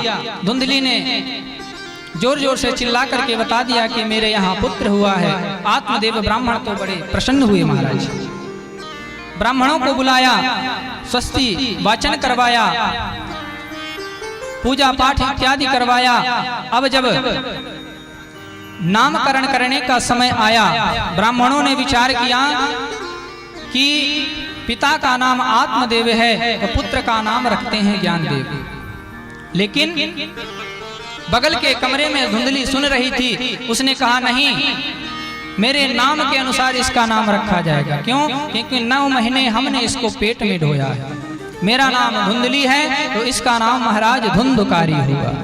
जो महाराज अंधकार को भी अंधकार में डाल दे उसका नाम धुंधकारी है। समय की गति आगे बढ़ी, जिस गाय को फल खिलाया था उस गाय के भी बछड़ा होता है, लेकिन उसका संपूर्ण शरीर तो मनुष्य का था, लेकिन कान उसके गाय के समान थे। आत्मदेव जी ने उसका नाम गोकर्ण रखा। बोलिए गोकर्ण भगवान की जय हो। समय की गति आगे बढ़ती गई, दोनों बड़े हुए। महाराज एक तो विख्यात हुआ और एक कुख्यात हो गया। गोकर्ण पंडितो ज्ञानी धुंधकारी महाखला। जो गाय से बछड़े, जो गाय से पुत्र हुआ था गोकर्ण जी महाराज तो महान ज्ञानी पंडित बने, लेकिन धुंधकारी महाखल निकल गया। चोरी करता, पाप करता, बच्चों को मारता, बच्चों को पा जाता तो कुएं में डाल देता, महापापी बन गया। आत्मदेव जी विचार करने लगे और सोचने लगे कि मेरे स्वर्ग जैसे घर को इसने नर्क बना दिया और मरने के लिए फिर से जंगल में जा रहे हैं। विचार करिए, पुत्र नहीं था फिर भी रो रहे थे, और आज पुत्र हो गया इसलिए रो रहे हैं कि हमारे यहाँ पुत्र क्यों हो गया। आपको बताएं, यदि हमारे पुत्र नहीं होता है तो हम 10 वर्ष 20 वर्ष रोएंगे। यदि पुत्र हो करके वो कुपुत्र निकल गया तो जीवन भर वो हमें रुलाएगा। इसलिए पुत्र पुत्री की ज्यादा इच्छा नहीं रखनी चाहिए। भगवान दे दें तो उसमें भी भगवान की कृपा है, भगवान ना दे दें उसमें भी भगवान की कृपा है। इनके जीवन में पुत्र का योग नहीं था, लेकिन फिर भी संत के आशीर्वाद से पुत्र हुआ, पर वो भी महाखल निकल गया। मरने के लिए जंगल जा रहे हैं। पहले मरने जा रहे थे कि मेरे यहाँ पुत्र नहीं है, और आज मर रहे हैं कि मेरे यहाँ पुत्र क्यों हो गया। हो जाए पुत्र कुपुत्र यदि तो ग्रह को शमशान बनाता है। पुत्र यदि कुपुत्र निकल जाए तो सुंदर स्वर्ग जैसे घर को भी नरक बना देता है। महाराज जंगल में मरने के लिए जा रहे थे, उसी समय वहां गोकर्ण जी आ जाते हैं और सुंदर आत्मदेव जी को उपदेश देते हैं और कहते हैं, पिताजी अन्यस्य दोष गुण चिंतन मासु मुक्त्वा सेवा कथारस महोज नितरा पिबत्वम। पिताजी किसी के गुण और दोष पे कभी ध्यान मत देना। क्यों? क्योंकि ये जो शरीर है, देहि स्थिमांस रुधिरे भिमतिम तदत्वम जाया सुतादिसु सदा ममताम विमुंचा। ये देह जो है अस्थि मांस हड्डी मांस रुधिर का एक पिंड है। ये मेरा हाथ है, ये मेरा पैर है, ये मेरी आंख है, इसका अभिमान कभी मत करना। इसका अभिमान बिल्कुल छोड़ देना। ये तो केवल हार्ड मांस का एक पिंड है महाराज। और जाया सुतादिसु सदा ममताम विमुंचा, जाया अर्थात पत्नी, सुता अर्थात पुत्र और पुत्री, ये भी मेरे हैं, इसका भी अभिमान हमें कभी नहीं करना चाहिए। और पश्यानिसम जगदिदम क्षण भंगुर निष्ठा वैराग्य रसको भव भक्ति निष्ठा। ये जगत एक क्षण भंगुर है महाराज। यदि सार्थकता है तो केवल भगवान के भजन में है, भगवान के कीर्तन में है, जिससे जो हमारे साथ जाने वाला है। भगवान का भजन, भगवान का कीर्तन, यही हमारे साथ जाने वाला है और हमारे साथ कुछ भी जाने वाला नहीं है। बड़ा सुंदर उपदेश दिया गोकर्ण जी ने आत्मदेव जी को। ऐसा उपदेश दिया गोकर्ण जी ने आत्मदेव को। आत्मदेव जी जंगल में जाते हैं, करते अपने शरीर को शांत कर देते हैं। बोलिए भक्त वत्सल भगवान की। जब पिताजी चले गए तो गोकर्ण जी महाराज तीर्थ यात्रा में चले गए। अब घर में केवल धुंधकारी और धुंधली बच्चे, घर में कोई नहीं है। तो अब अपनी माँ को ही सताने लगा, कहने लगा कि धन दो, धन दो, जहां भी रखा है धन निकाल करके दो। धुंधली ने कहा पुत्र तुमने सारा धन तो बर्बाद, अब कहां से लाऊं, सारा धन तो मदिरा पी करके बर्बाद कर दिया। जब धन नहीं दिया तो जलते हुए लकड़ी से माँ को मारने लगा। माँ भी परेशान हो गई। एक दिन अपने पीठ में पत्थर बांध करके कुएं में कूद करके अपने शरीर को शांत कर देती है। अब घर में महाराज अकेला धुंधकारी, घर में कोई नहीं है। इसने 5 वैश्याओं को अपने घर में ले आकर के रख लिया। अब उनकी पूर्ति में लग गया। चोरी के साथ साथ बड़ी बड़ी डकैती करने लगा। एक दिन बड़े राजा के यहाँ डकैती किया, सारा धन ला करके वैश्याओं को दिया। वैश्याओं ने सोचा कि राजा के यहाँ चोरी किया है, राजा को पता चलेगा तो इसको बंधक में डालेंगे और मारेंगे, साथ ही हमें भी मार देंगे। रात में धुंधकारी सो गया खटिया में। जैसे ही सोया 5 वैश्याओं ने खटिया से बांध दिया और मारना प्रारंभ कर दिया। फिर भी नहीं मरा तो जलते हुए कोयले मुंह में ठूस ठूस करके भरने लगी, जिससे उसका प्राणांत हो जाता है। वहीं घर में वैश्याओं ने उसको गड्ढा खन करके गाड़ दिया। गाड़ने के बाद वहां से धन लेकर के चली गई। गोकर्ण जी को पता चला कि मेरा भाई भी इस दुनिया में नहीं रहा। गया जी जा करके उसका पिंडदान करते हैं। और एक दिन उनके मन में विचार आया कि जननी जन्मभूमिश्च स्वर्गादप गरीयसी, क्यों ना हमें अब अपने जन्मभूमि की ओर चलना चाहिए। क्यों? क्योंकि जननी जन्मभूमिश्च, व्यक्ति कितना भी ऊंचा पद में चला जाए, कितना भी बड़ा हो जाए, जननी अर्थात अपनी माँ और जन्मभूमि को कभी नहीं भूलना चाहिए। कितना भी बड़ा मान प्रतिष्ठा में चला जाए, लेकिन अपनी माँ और अपनी जन्मभूमि को कभी नहीं भूले। गोकर्ण जी ने विचार किया कि आज अपनी जन्मभूमि में चलते हैं। तो रात्रि के अंधेरे में अपने घर में आते हैं। घर में जैसे ही आए, धुंधकारी महाप्रेत बना हुआ था। गोकर्ण जी को डराने लगा। कभी हाथी बन जाता, कभी बैल बन जाता, कभी कुछ बन जाता, कभी आग बन करके प्रकट होने लगता। गोकर्ण जी ने कहा कि तुम कौन हो? किंबा कोई प्रेत हो, पिशाचो वा, कोई पिशाच हो? कोई जवाब नहीं मिला। तो गोकर्ण जी ने कमंडलू से जले लिया और अभिमंत्रित करके छिड़क दिया, जिससे एक दिव्य पुरुष प्रकट हो जाता है।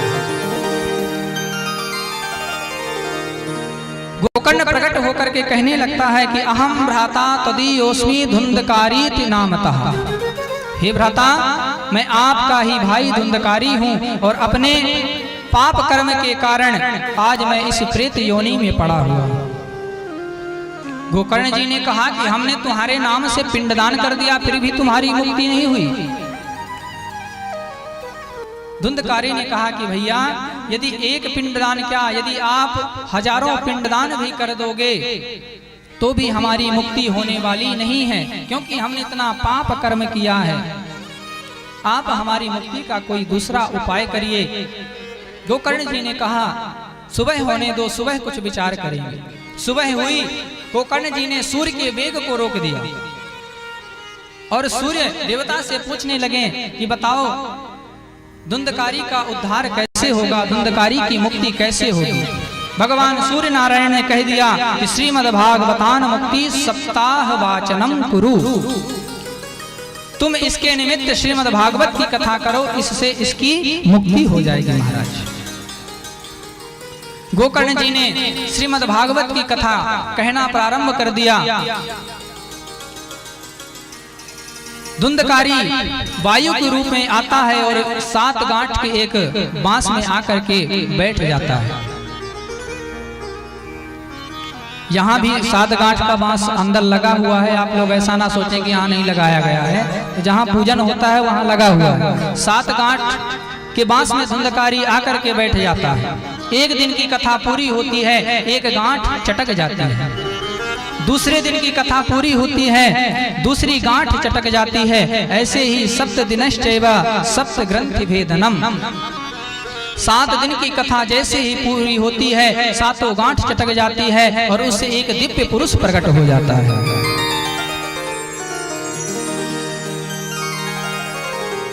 दिव्य पुरुष प्रकट हुआ, अपना परिचय दिया, गोकर्ण जी को साधुवाद दिया कि भैया आपने हमारा उद्धार कर दिया भागवत की कथा सुना करके।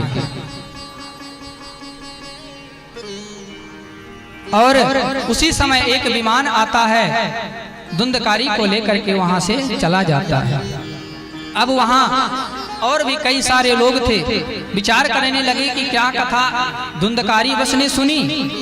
गोकर्ण जी ने कहा कि भैया हाँ, कथा धुंधकारी बस ने सुनी। कैसे बोले, धुंधकारी का मन केवल कथा सुनने में था, कथा सुनने में था ही, लेकिन कथा सुनने के साथ साथ चिंतन भी था। हम लोग कथा सुनते हैं लेकिन कोई चिंतन नहीं करते हैं।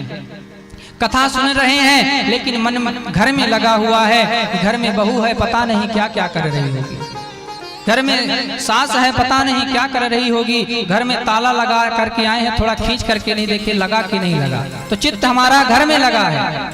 लेकिन धुंधकारी मन लगा करके कथा सुना, इसलिए उसका उद्धार हो गया। धुंधकारी ने बड़ी सुंदर बात कही कि धन्या भागवती वार्ता प्रेत पीड़ा विनाशिनी, धन्य है ये भागवत की कथा जो प्रेत को भी तार देती है। सभी नगरवासियों ने कहा कि हमने भी कथा सुना है, फिर हमारे लिए विमान क्यों नहीं आया। बोले कि इस बार कथा सुनो, विमान अवश्य आएगा। तो गोकर्ण जी ने पुनः भागवत की कथा कराई और 7 दिन की कथा पूर्ण होती है। जैसे अयोध्या वासिनः पूर्वम यथा ग्रामीण संगतः, अयोध्यावासी भगवान रामचंद्र जी के साथ गए, ऐसे ही दिव्य विमान आए और सभी नगरवासी भागवत की कथा सुन करके विमान में बैठ करके भगवान के धाम को गए। ऐसी दिव्य श्रीमद् भागवत की कथा है सज्जनों, जो प्रेत पीड़ा विनाशिनी, महापापी धुंधकारी को भी तारने वाली है। जब धुंधकारी जैसा पापी कथा सुन करके तर सकता है, तो हम और आप छोटे मोटे पापी तो तर ही जाएंगे। इसलिए भागवत की कथा बड़े आनंद के साथ सुननी चाहिए। अब आगे श्री सूत जी महाराज भागवत कथा के सुनने के नियम बताते हैं। श्री सूत जी महाराज कहते हैं कि ऋषियों विवाहे यदृशम वित्तम तदृशम यदि कल्पयेत, जैसे हम बेटी के विवाह के लिए तैयारी धूमधाम से अपनी सामर्थ्य अनुसार करते हैं, ऐसे ही भागवत का समारोह अपनी सामर्थ्य के अनुसार भव्य और दिव्य करना चाहिए। जैसे बेटी के विवाह में कितना खर्च आएगा ये पूछा जाए तो कोई बता नहीं सकता, ऐसे ही जैसे बेटी के विवाह में कितना खर्च हो जाए कोई नहीं बता सकता। अपने सामर्थ्य अनुसार उसका पिता उसका विवाह करता है, ऐसे ही हमें भागवत की कथा करनी चाहिए। जितनी सामर्थ्य हमें भगवान ने दी है, अपने सामर्थ्य के अनुसार दिव्य भागवत जी का अनुष्ठान करना चाहिए। यदि किसी कामना से करना है तो सुंदर बढ़िया मुहूर्त निकाल करके भागवत की कथा करानी चाहिए, और यदि निष्काम भाव से करानी है तो उसके लिए कोई मुहूर्त की आवश्यकता नहीं है, जब चाहे तब भागवत की कथा सुन सकते हैं। आगे बोले कि सुंदर व्यासपीठ का निर्माण कराना चाहिए, सुंदर मंच बनाना चाहिए, सुंदर साज सजावट करानी चाहिए और किसी वैष्णव विप्र को बुला करके भागवत की कथा सुननी चाहिए, जो समझाने में सकुल हो। कम से कम 5 ब्राह्मणों का वर्ण करो जो भगवान के ओम नमो भगवते वासुदेवाय इस मंत्र का जाप करें।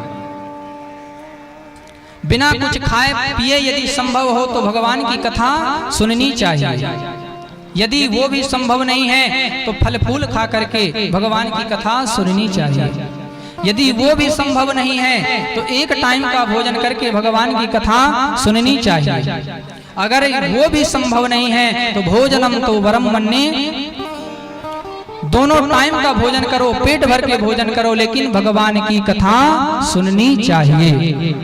ऐसा कोई नियम नहीं है कि नहीं भोजन बिना भोजन करे ही कथा सुननी है। यदि बिना भोजन की करे कोई तकलीफ है, कष्ट है, तो आप पेट भर के बढ़िया भोजन करो, लेकिन भगवान की कथा सुनो।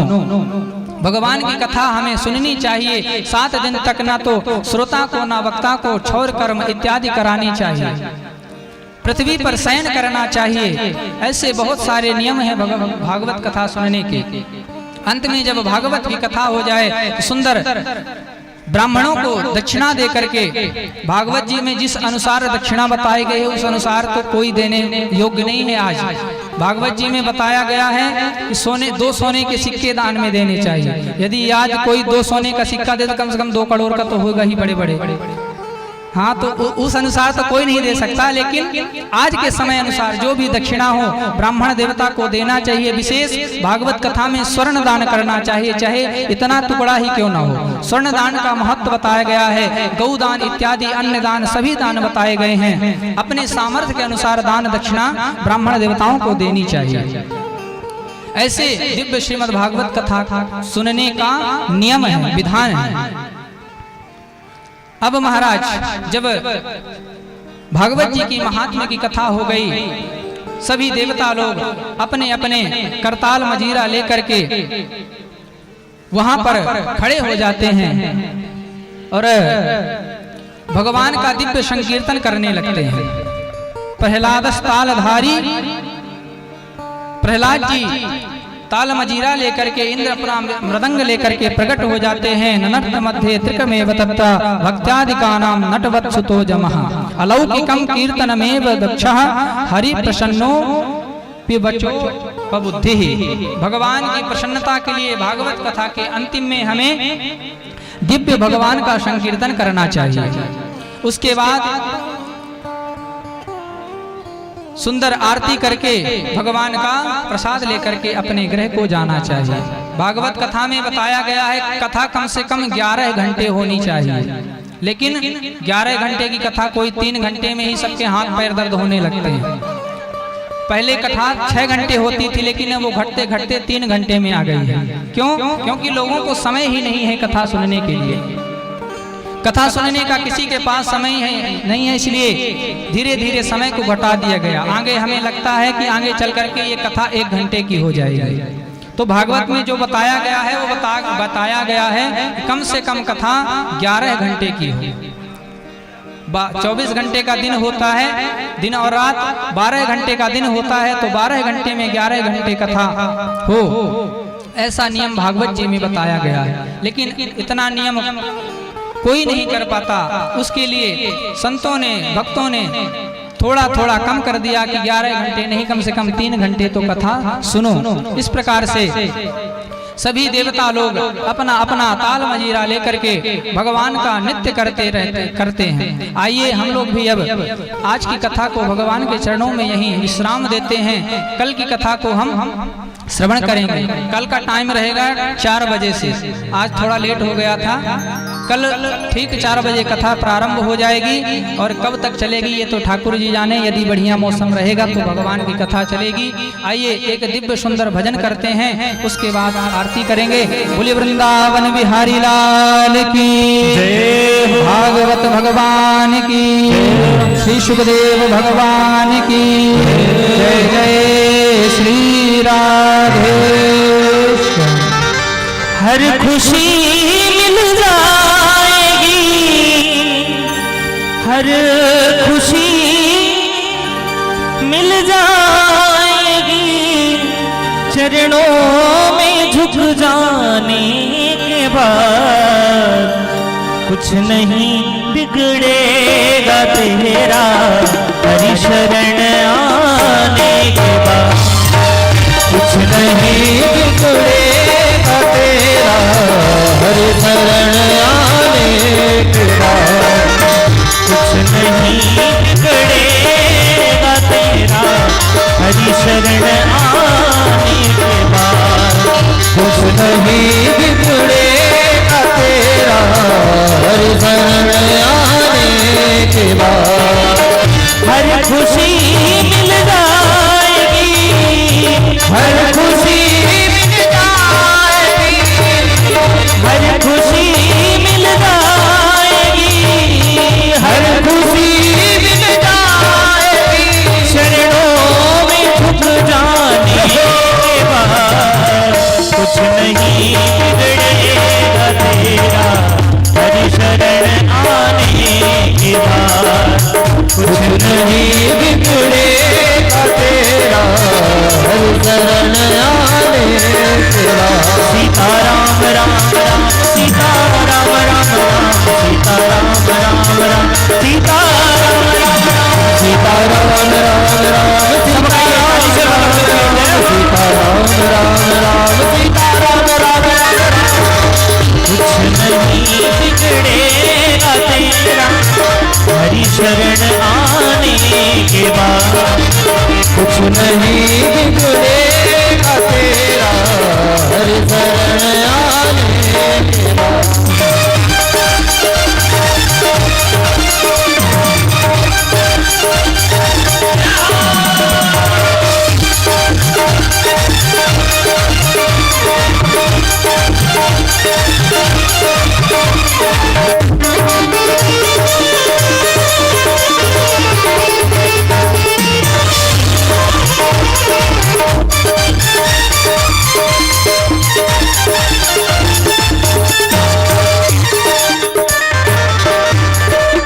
पूछो इन फूलों से जाकर छाई है कैसी बहार। पूछो इन फूलों से जाकर छाई है कैसी बहार। पूछो इन फूलों से जाकर छाई है कैसी बहार। पूछो इन फूलों से जाकर छाई है कैसी बहार। कब तलक कांटों पे सोया, कब तलक कांटों पे सोया, डाल पर आने के बाद। कब तलक कांटों पे सोया, डाल ना जाने के बाद। कुछ नहीं बिगड़ेगा तेरा हरि शरण आने के बाद। कुछ नहीं बिगड़ेगा हरि शरण आने के बाद।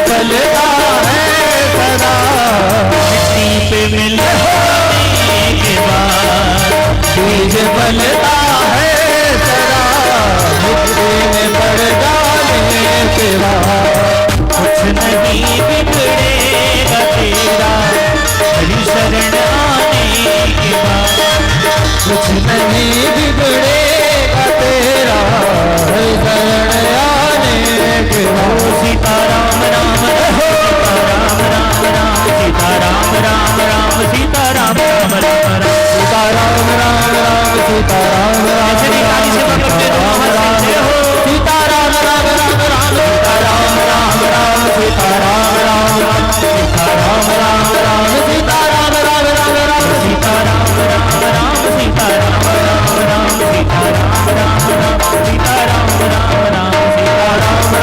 राम सीताराम राम राम सीताराम राम राम सीताराम राम राम सीताराम राम राजा राम राम सीताराम राम राम राजा राम राम सीताराम राम राम राम राम सीताराम राम राजा राम राम कुछ नहीं बिगड़ेगा तेरा हरि शरण आने के बाद कुछ नहीं बिगड़ेगा तेरा हरि शरण आने के बाद हरि शरण आने के बाद हरि शरण आने के बाद हरि शरण आने के बाद हरि शरण आने के बाद हरि शरण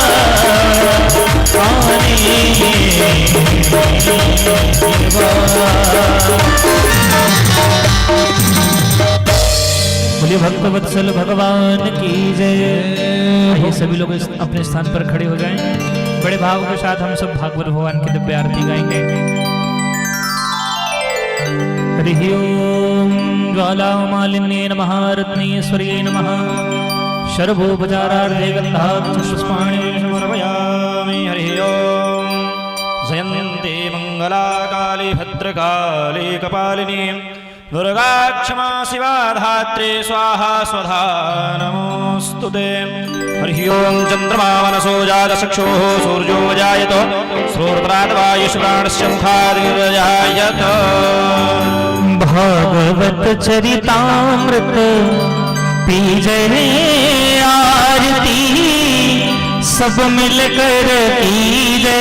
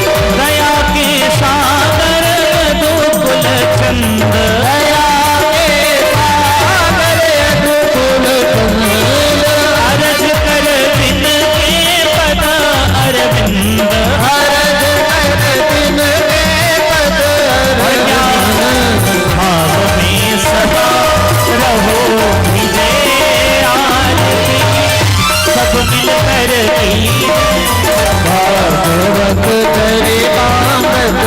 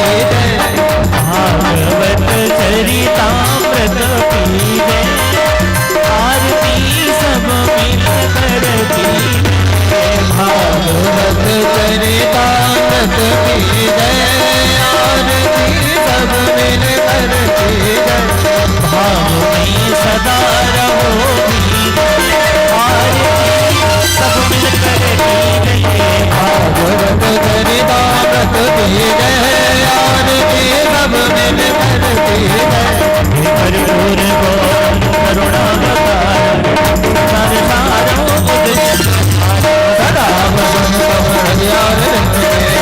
भवानी मंदार माला कलिकाल काले कपाल माला सुशेखरा दिगंबराय सदेवंबराय नमः शिवाय तमेव माता कविता तमेव तमेव हरे राम राम राम हरे हरे हरे कृष्ण कृष्ण कृष्ण हरे राम राम राम हरे हरे हरे राम राम हरे हरे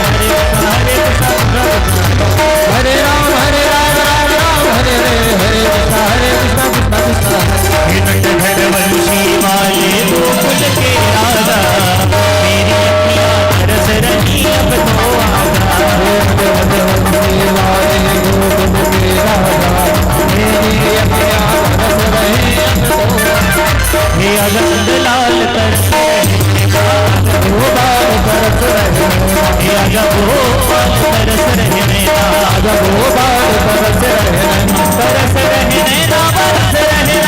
नैना बरस रहे नैना तरस रहे नैना बरस रहे नैना तरस रहे नैना बरस रहे नैना तरस रहे नैना बरस रहे नैना लाल आजा गोपाल तरस रहे हे अगंद लाल तरस रहे नैना आजा